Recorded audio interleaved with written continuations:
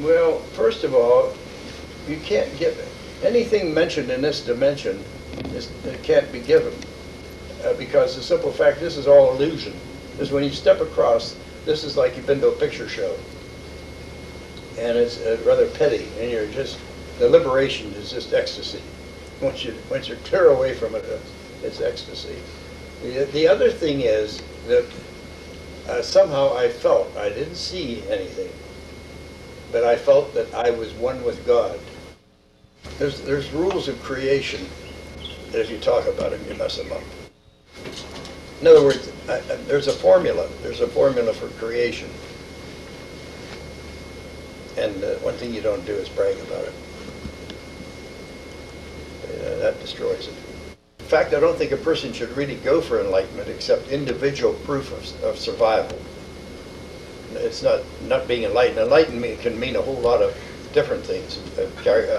What do you call it? Characteristics or capacities, capabilities. But the main thing is for you to get past ignorance. In other words, you're working hard, you're studying hard, you guys are all doing things with a lot of energy. Why? Ask yourself why. Get the answer. Get the answer. You'll find out. As soon as you try to get that answer, you'll change your lifestyle. You said earlier that the people in this group are talking about the work, but they're not doing the work right now? Yeah, that's right. What should we be doing that we're not? Well, you could be celibate. That's the first thing. And after that, why, you have to apply action. Just celibacy's beauty. See, I mean, you clear up yourself to where you can live with yourself, you know. And then you start taking the energy that you, salvage, so to speak, and you go after the books, you go after the philosopher or the meditation. Meditation shouldn't be sitting there looking at your third eye or something like that. It should be arguing with yourself, you know what I mean? Analyzing within your own mind. I don't believe in sitting down for the purpose of meditating. I believe in productive thinking. That's meditation. Productive thinking. In other words, find out what your obstacle is, whatever it is. If you're tongue-tied, learn to be untongue-tied. See what I mean? And if you've got a faculty, learn to develop that faculty to greater use, greater capacity. I don't tell you to pursue knowledge. I tell you to do things that will provoke your mind to think, not to just learn more ABCs and algebra, or, calculus or whatever. Mm-hmm. That's not knowledge. That's not knowledge. But the mind. This is a relative mind in which we have to find a, what do you call it, a absolute answer with a relative mind. There's no lesson. For instance, if you come and say to me, tell me how to heal people, I wouldn't tell you. You have to generate that power in silence. I'm running out of gas. You see what I mean? I'm not talking about you or to you. I'm saying what I'm doing by talking is running out of gas. If I were silent, didn't have to talk, I could show you how to heal people. See, I can do it anyhow, but I mean, I couldn't do it after I talked too long. Your energies can only be channeled in one direction, and your direction has to be that of acquisition. You have to find your power. If you want to do things, don't speak about it.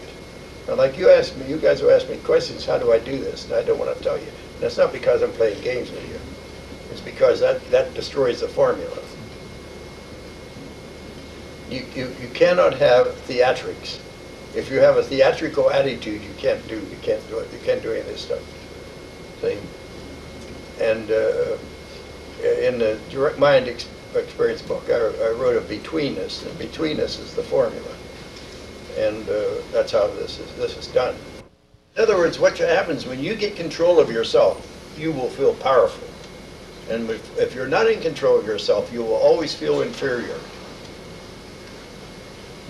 In other words, you'll be remonstrating, see? And this isn't fiction. This is not a built-up ego that you're accumulating. No, this is real power. There's a power that can be transmitted from one person to another. But when you act, you do it without thinking, without fear of failure or hope of gain.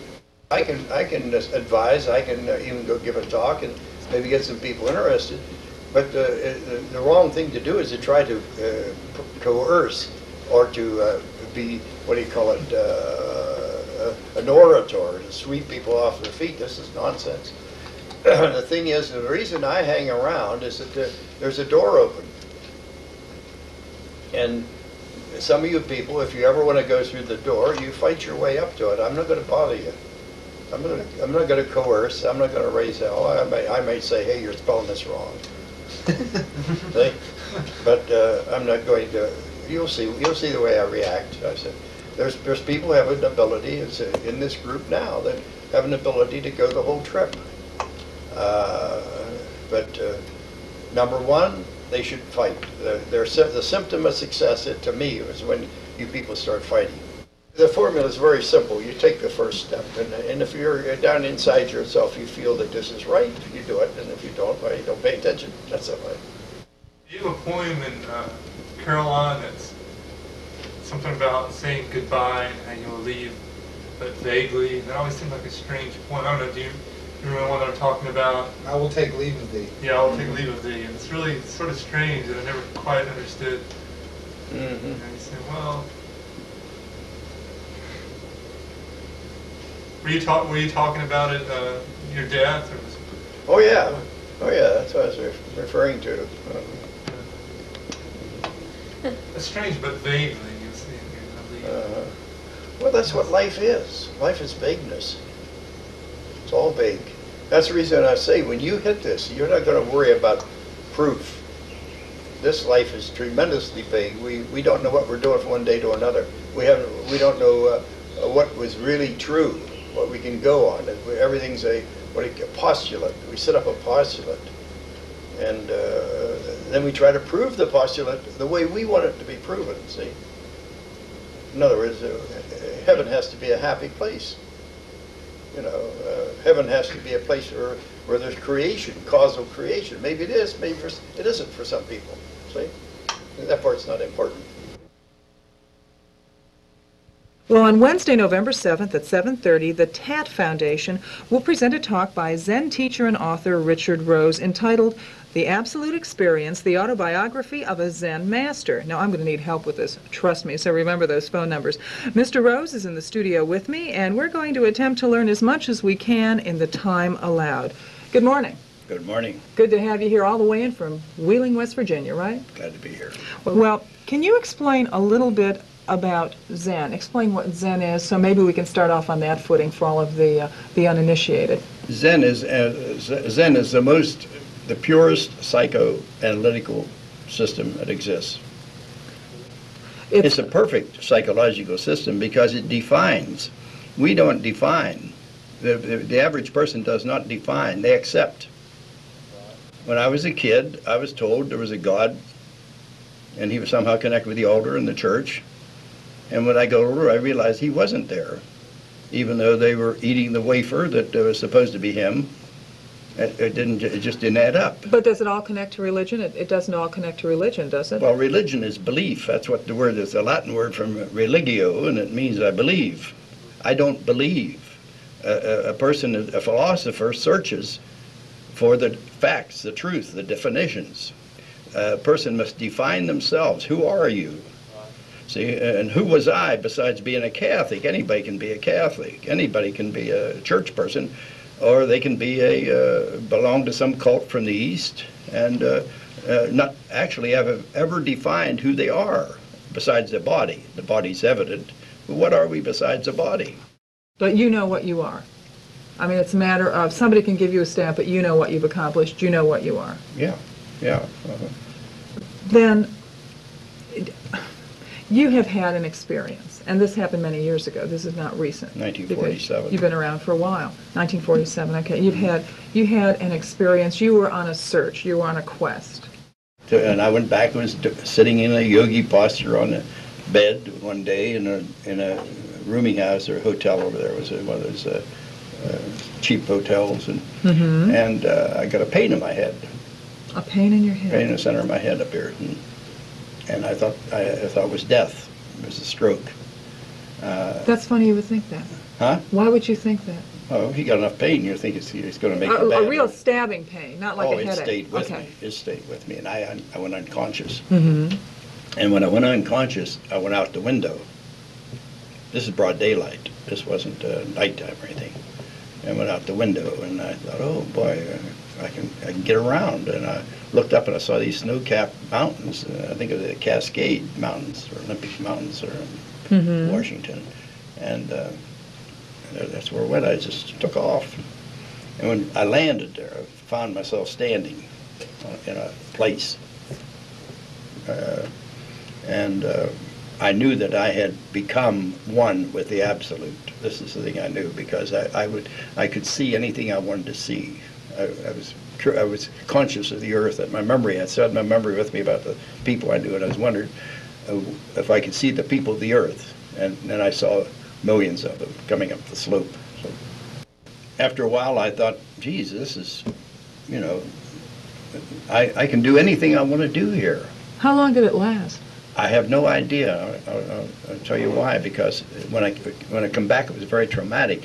But I thought, this is everything, and everything is available to me. What do you mean by everything? In other words, if I wanted to know anything, I could know it. And in other words, I realized that I had entered what was an absolute dimension. I had absolute information potential. If I wanted to see it, it would appear, you know, Mm-hmm. that sort of thing. But then I thought to myself, well, in this old study of philosophy, you want to know what the definition of everything is, but then it depends on the definition of nothing, which is the opposite. We live in a relative world. So I was conscious, I remember this when we come back, of saying, I'd like to know what nothingness is. And boom, I fell off into an abyss. And sometime later, I woke up in bed. And that was traumatic. It was very, very traumatic. I didn't want to live. I realized that this was fiction. This whole planet is fiction. But do the answers that you're seeking for, and that you said you were seeking for, did they lie within? Did you find the answers from within yourself or from an outside source? There is no God outside of yourself. You have to find the truth. You find it through yourself. You can't get it from reading books, even though they're my books. You'll not find the truth, the solution that you want. I try to point a way to a roadmap, but basically, you do not learn anything in this life. You become, and I think a lot of people realize that. I hope some realize it at least. We do not learn. We become.